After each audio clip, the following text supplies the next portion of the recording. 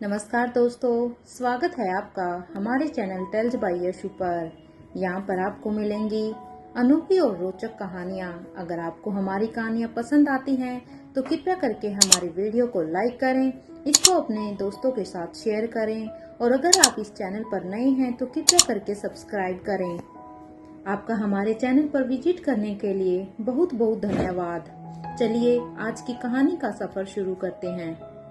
पिछले एपिसोड में हम सब ने सुना था कि निखिल और अनिका दोनों ही भी यहाँ पर इस शिप के ऊपर आ चुके थे और इन दोनों ने यहाँ पर इन लोगों के आदमियों की कॉस्ट्यूम भी पहन ली थी। लेकिन जब यहाँ पर इनका हेड आता है इन्हें बताने के लिए कि उन्हें अपने एक्सपेरिमेंट को आज इन लोग लड़कियों के ऊपर करना है, तभी उसकी नज़र अब अनिका के ऊपर जाती है और उसे देखकर अब वो आदमी कहता है कि तुम कौन हो। ये सुनते ही अनिका अपनी आवाज को बदल कर कहती है, मेरी बात को छोड़ो, लगता है कि तुम नए आए हो। वैसे चाहो तो हमारा नाम स्टाफ लिस्ट में चेक कर सकते हो। इस बात पर वो हेड अब अपने टैब को निकालता है और अब वहाँ पर उस लिस्ट को चेक करने लगता है। तो यहाँ पर अनिका का नाम बलबीर सिंह के नाम से था और निखिल का नाम निकेतन भास्कर के नाम से था। तो वहीं ये सब देखकर अनिका और निखिल दोनों ही एक दूसरे को स्माइल करते हैं। अब अनिका उस आदमी को बड़े ही ध्यान से देख रही थी कि तभी उस आदमी ने अनिका से कहा, क्या हुआ, तुम्हें मेरी बातें समझ में नहीं आई है। इस बात पर अब अनिका ने कहा, नहीं ऐसी तो कोई भी बात नहीं है, मुझे मेरे काम के बारे में पता है कि मुझे कौन सा काम अलॉट हुआ है। मुझे डेक 9 की सभी लड़कियों को लाना है क्योंकि यहाँ पर जितने भी स्टाफ मेंबर थे यहाँ पर इन सभी को अलग अलग डेक के नंबर अलॉट कर दिए गए थे जिन्हें अपने अपने डेक की लड़कियों का एक्सपेरिमेंट करना था उन्हें लाकर, और इसलिए हर एक डेक की इन्हें चाबियां भी दे दी गई थी। अब अनिका की इस बात पर अब वो आदमी कहता है, नहीं तुम्हें 9 नंबर डेक की लड़कियों को नहीं लाना बल्कि तुम्हें सिर्फ और सिर्फ 904 डेक की लड़कियों को ही लाना है। बस जो फाइनल हो चुका है वो हो चुका है। और हाँ, याद रहे कि कोई भी गलती नहीं होनी चाहिए। अगर हमारी बॉस वीआर को पता चल गया ना कि हम लोगों से कोई भी गलती हुई है तो तुम्हारी मौत तो उसके हाथों से पक्की है। फिर तुम्हें उनसे कोई भी नहीं बचा सकता है। इसलिए मैं पहले ही कह रहा हूँ कि अपने काम को थोड़ी सी जिम्मेदारी के साथ करना। यहाँ पर लापरवाही की कोई भी छूट नहीं है, बल्कि अगर कोई भी लापरवाही हो जाती है तो वहाँ पर उसके बदले मौत दी जाती है। तुम्हें मेरी बात समझ में तो आ रही है ना। अब उस शख्स की इस बात पर अब अनिका तो उस आदमी को बस गुस्से में ही घूरने लगती है। बात यहाँ पर अगर उन लड़कियों और औरतों को बचाने की नहीं होती ना तो अब तक तो अनिका ने इन सभी के ही यहाँ पर सफाया कर दिया होता, क्योंकि अनिका चाहती थी कि वो यहाँ से इन सभी को ही, जितनी भी लड़कियां यहाँ पर कैद थी, इन सभी को ही आसानी से बचा कर ले जाए। और उसे इतनी देर तक तो रुकने की आदत भी नहीं थी कि कोई उसके सामने खड़ा होकर इतनी बड़ी बात कह जाए। लेकिन अनिका ने यहाँ पर अपने गुस्से को बड़ी ही मुश्किल से अपने काबू में किया और अब वो अपने दोनों ही हाथों की मुट्ठियों को अब बीचना शुरू कर दिया था ताकि वो अपने आप को कंट्रोल कर सके और वो भी अभी ऐसा कोई भी एक्शन ना लेके जिससे यहाँ पर उनका दांव उल्टा पड़ जाए, जिससे इन लोगों को इनके ऊपर शक हो जाए। हालांकि अनिका के लिए भी थोड़ा सा मुश्किल जरूर हो रहा था, लेकिन जब अनिका ने अपनी दोनों ही हाथों की मुट्ठियों को बीचा तो निखिल ने अनिका को ये सब करते हुए देख लिया था। निखिल ने अनिका को अच्छी तरह से ऑब्जर्व भी कर लिया था कि अभी उसके दिमाग में क्या चल रहा होगा। उसने अपने हाथ को अनिका के हाथ के ऊपर रखते हुए ही अब निखिल यहाँ पर अनिका को शांत रहने के लिए कहता है। तो वहीं अनिका भी अब निखिल के इशारे को अच्छी तरह से समझ चुकी थी। हालांकि अनिका खुद भी कोशिश कर रही थी अभी अपने आप को शांत करने की। धीरे धीरे अनिका भी यहाँ पर अपने आप को शांत कर लेती है और फिर वो दोनों वहाँ से चले जाते हैं अपने अपने डेक की लड़कियों को, क्योंकि उन दोनों को ही लाना था। इधर उधर देखने के बाद अब यहाँ पर निखिल ने कहा, मैं यहाँ के कैमरे को कुछ मिनटों के लिए हैक कर सकता हूँ और इसमें इसी टाइम पीरियड में हमें अपना पूरा का पूरा प्लान बनाना है, क्योंकि अगर हम यहाँ पर इन कैमरों के सामने ऐसे ही इन लोगों के अकॉर्डिंग काम करते रहे तो हम अपना प्लान नहीं बना पाएंगे। पाएंगे मैडम। इसके लिए हमें सबसे पहले इन कैमरेज के एक्सेस को अपने हाथों में लेना होगा।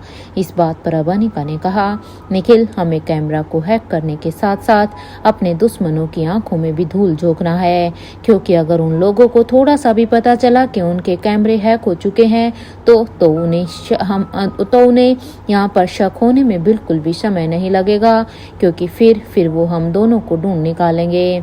वो क्योंकि हमें उतने ही टाइम पीरियड तक के लिए वही दिखाना है जिसे कि उन्हें शक ना हो। ये सुनते ही अब निखिल ने कहा, जब निखिल ने यहाँ पर इधर उधर देखा तो उसे एक कोने की तरफ इशारा करते हैं और कहते हैं, वहाँ पर कोई भी हमें नहीं देख पाएगा मैडम। इस बात पर अब अनिका ने कहा, अगर ऐसी बात है निखिल तो हमें बस जल्दी से वहीं पर ही जाना होगा, क्योंकि हमें अपने काम को जल्द से जल्द यहाँ पर शुरू करना है।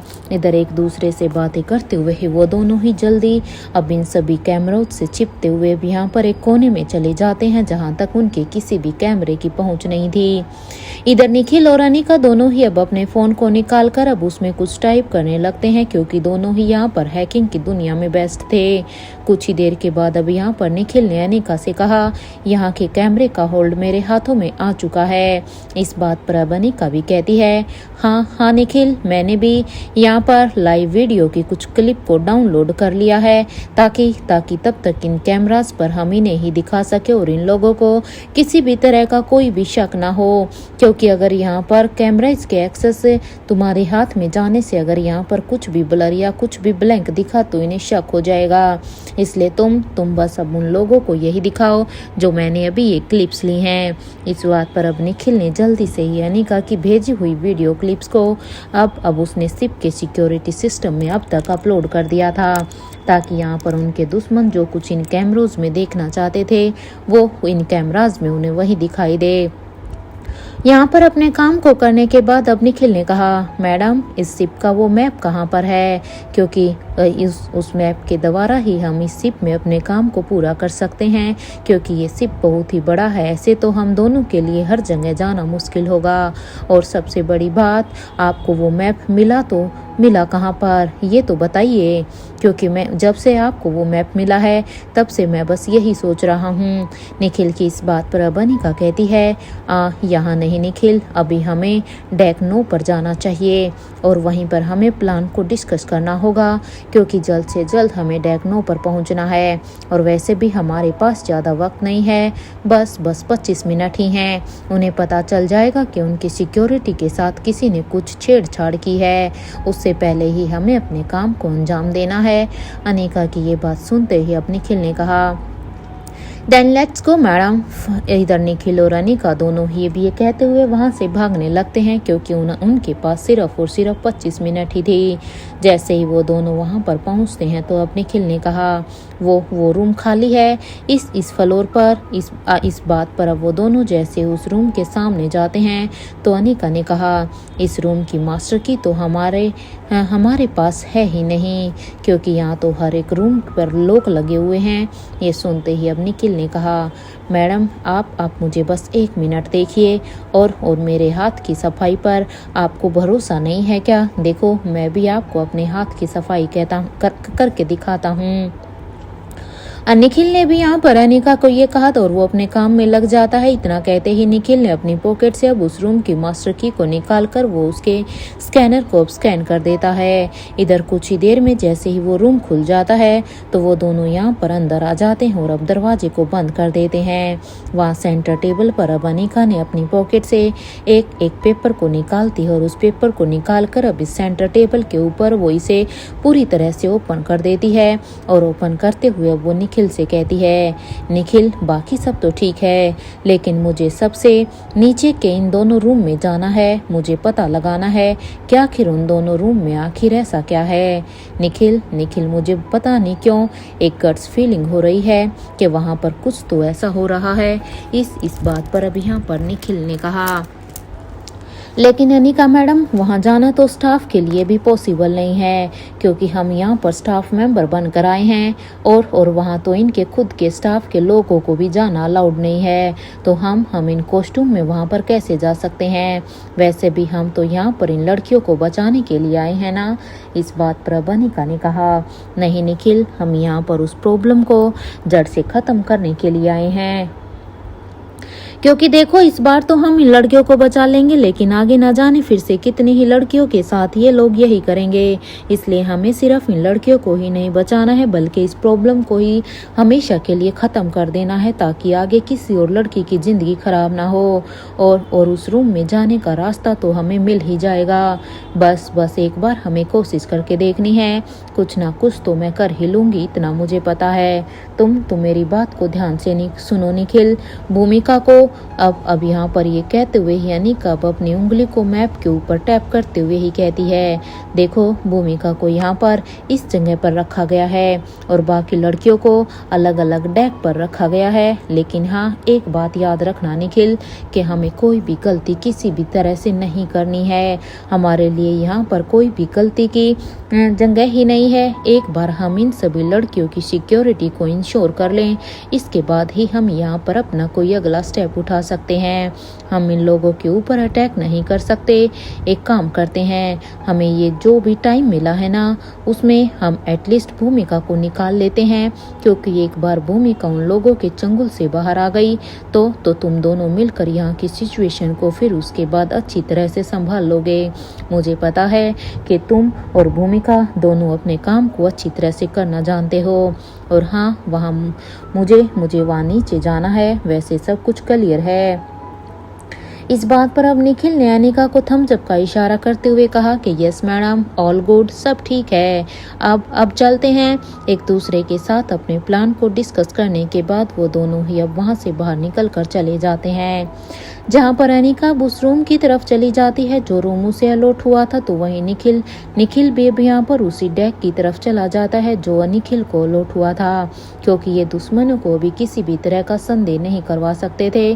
तो वहीं अपने रूम में भूमिका इधर अपने हाथ और पाँव को खोलने की कोशिश कर रही थी, क्योंकि भूमिका को यहाँ पर अकेले बंधक बनाकर रखा गया था। लेकिन भूमिका की लाख कोशिशों के बाद भी भूमिका अपने हाथ पाँव को खोल नहीं पा रही थी कि तभी यहाँ पर भूमिका के रूम का दरवाजा खुल जाता है। इधर भूमिका जब दरवाजे की तरफ देखती है तो वहाँ पर एक आदमी खड़ा हुआ था। वो आदमी अब भूमिका से कहता है, जल्दी से चेंज कर लो। और हाँ, एक बात और कोई भी होशियारी करने की कोशिश भी मत करना, समझी तुम। और ये कहते हुए ही वो आदमी अब भूमिका के पास आकर अब उसके मुंह से वो कपड़ा हटा देता है। जैसे ही उस आदमी ने यहाँ पर भूमिका के मुंह से उसके कपड़े को हटाया तो भूमिका का मुंह खुल जाता है और अब भूमिका यहाँ पर उस आदमी से सीधे ही कहती है, कायर हो तुम, शर्म नहीं आती है तुम लोगों को? एक बार बस मेरे हाथ तो खोल दो, उसके बाद तो मैं तुम्हें किसी को भी नहीं छोड़ने वाली हूँ। तुम सबको मैं यहाँ पर तुम्हारी नानी ना याद दिला दूँ तो कहना कि भूमिका मारवा कौन है।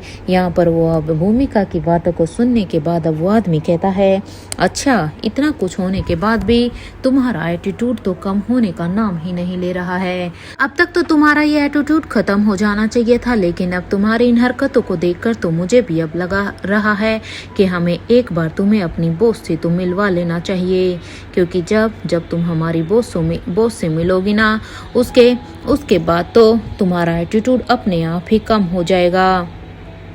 क्यों सही कहा ना मैंने? इस बात पर अब भूमिका कहती है, तुम्हारी वो बॉस भी एक नंबर की ही बुज़दिल है।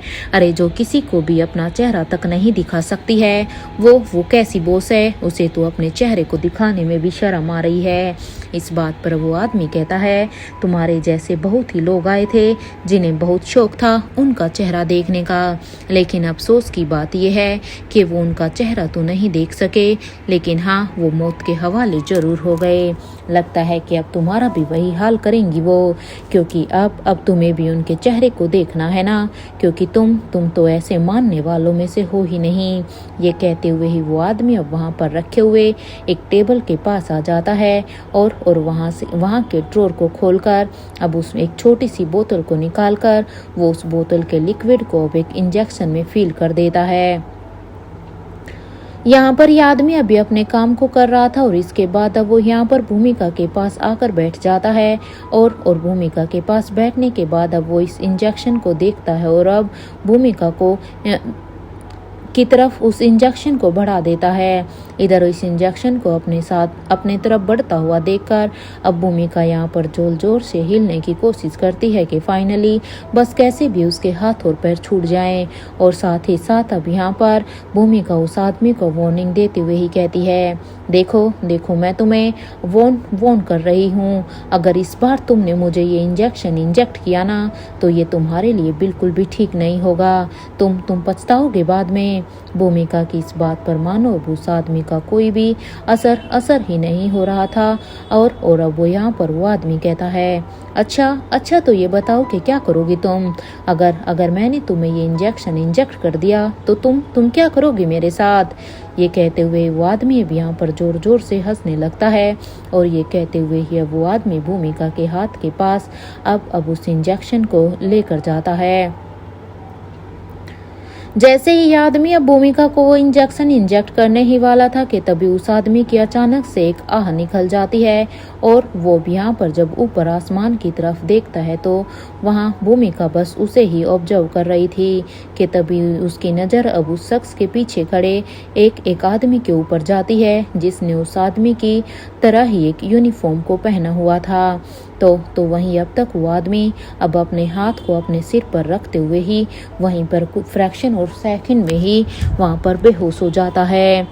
वो जब भूमिका ने यहाँ पर उस शख्स की तरफ ध्यान से देखा तो वो शख्स कोई और नहीं बल्कि उसे ये शख्स अब निखिल के जैसा ही दिखाई दे रहा था। हालांकि इस शख्स ने यहाँ पर अपने कपड़े इन लोगों के जैसे पहने हुए थे।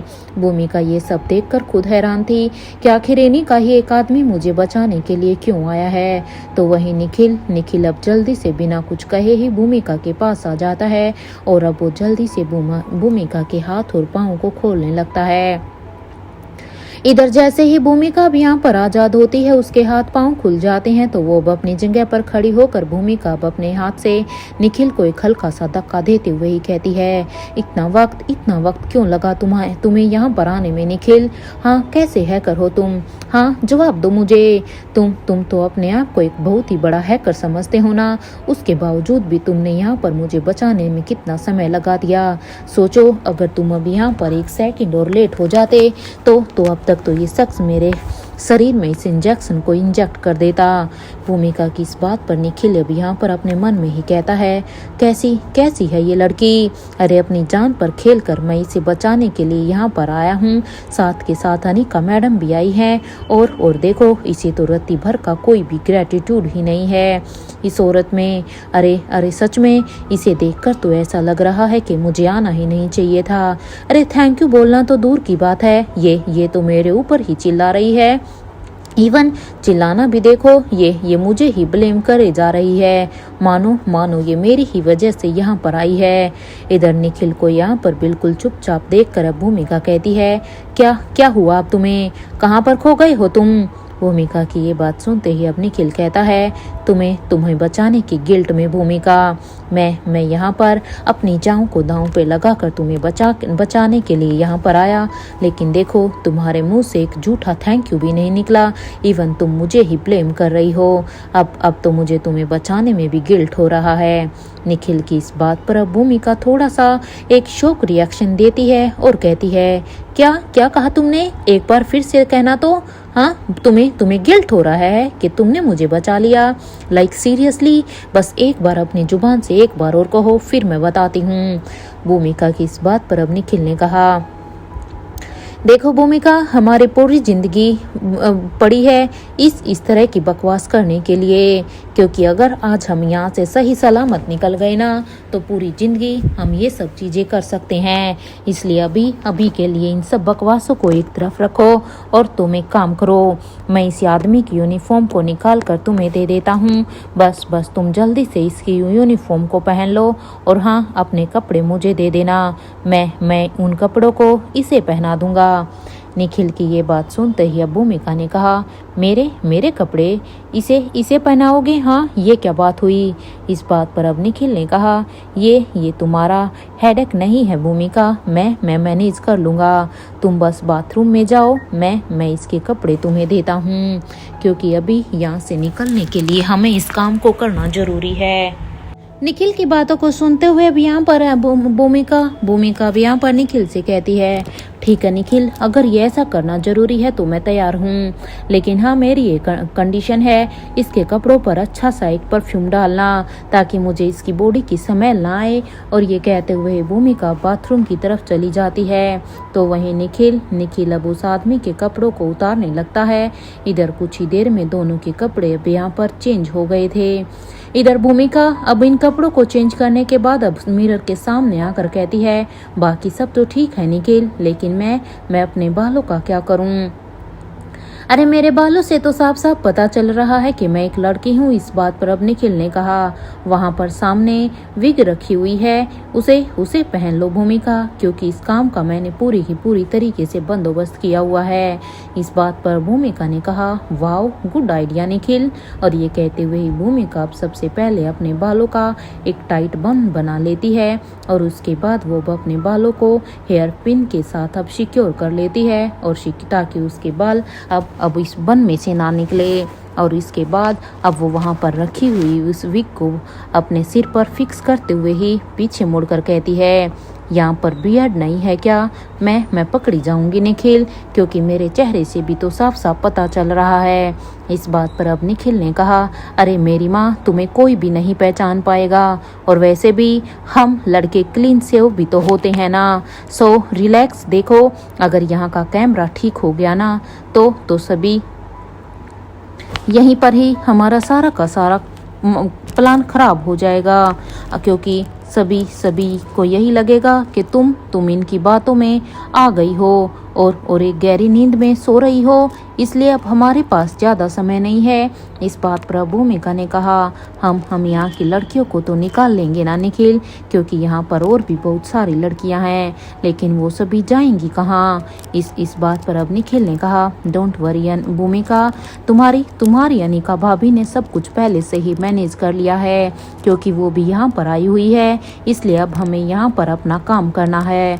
निखिल की ये बात सुनते ही अब भूमिका ने कहा, क्या बात है, अनिका भी यहाँ पर आई है? वैसे है कहाँ पर वो तो यहाँ पर नहीं दिख रही। भूमिका के इस सवाल पर अब निखिल ने कहा, वो मैं तुम्हें बाद में बता दूंगा, अभी चलो यहाँ से, क्योंकि हमें यहाँ पर अपना काम भी तो करना है। और एक बात, जब तक जरूरत पड़े प्लीज अपने हाथ किसी के ऊपर भी मत उठाना। मुझे अच्छी तरह से पता है भूमिका कि तुम्हारा कैसा नेचर है। तुम्हें थोड़ा सा गुस्सा आया नहीं कि तुम किसी के भी ऊपर अपने दाव को चला दोगी, इसलिए एटलीस्ट तब तक नहीं जब तक कि यहाँ की सभी लड़कियाँ सेफ ना हो जाएं, क्योंकि हम एक छोटी सी गलती की वजह से इन सभी की जान को खतरे में नहीं डाल सकते हैं। निखिल की ये बात सुनते ही अब भूमिका कहती है, ठीक है, मैं समझ गई हूँ निखिल, अब तुम जाओ यहाँ से, मुझे मेरा काम करने दो। वैसे एक मिनट, तुमने तो मुझे बताया ही नहीं है कि लड़कियां किस रूम में हैं, और एक बात, उन सभी को आज़ाद करवाने के बाद उन्हें कहाँ लेकर आना है? अब भूमिका की इस बात पर निखिल ने कहा, उन सभी को तुम एग्जिट एरिया की तरफ लेकर आना, लेकिन याद रहे भूमिका, एक बार में सिर्फ 3 से 4 लड़कियां, और हाँ, ज़्यादा आवाज़ नहीं होनी चाहिए। और एक बात, किसी को भी शक भी नहीं होना चाहिए कि तुम कौन हो। और एक मिनट, ये कहते हुए ही निखिल अब अपनी पॉकेट से एक वॉच को निकालता है, और उस वॉच को निकालने के बाद उसे भूमिका के हाथ में पहनाते हुए ही कहता है, देखो भूमिका, ये दिखने में एक सिंपल सी वॉच है, लेकिन एक यही वॉच है है जिसने हम तीनों को ही जोड़ कर रखा हुआ है। कोई भी किसी भी प्रॉब्लम में फंसेगा ना तो हम इसे डायल को प्रेस कर देंगे, हमें बाकी सब मेंबर्स को इसका मैसेज मिल जाएगा। Are you getting my point? ये हमारी सेफ्टी के लिए है। निखिल की इस बात पर भूमिका ने कहा, हाँ मुझे सब कुछ समझ में आ गया है निखिल, मेरे ख्याल से अभी हमें यहाँ से निकल कर चलना चाहिए। इस बात पर निखिल भी अब हाँ में अपने सिर को हिला देता है और वो दोनों ही अब वहाँ से निकल कर चले जाते हैं। तो वहीं दूसरी तरफ अनिका भी अब यहाँ पर उसी बेसमेंट में ही सभी की नज़रों से बचते बचाते हुए ही अब अपनी नज़र को बेसमेंट के उन दोनों रूम पर ही बनाए हुए थी, क्योंकि अनिका के मन में तो इस बेसमेंट में छिपे हुए राज के ऊपर काफ़ी बेचैनी हो रही थी कि आखिर वहाँ पर क्या है। निखिल के मना करने के बावजूद भी अनिका अपने आप को नहीं रोक पाई कि तभी कुछ ही देर में कुछ लोगों का ग्रुप भी वहाँ से बाहर निकल कर आता है।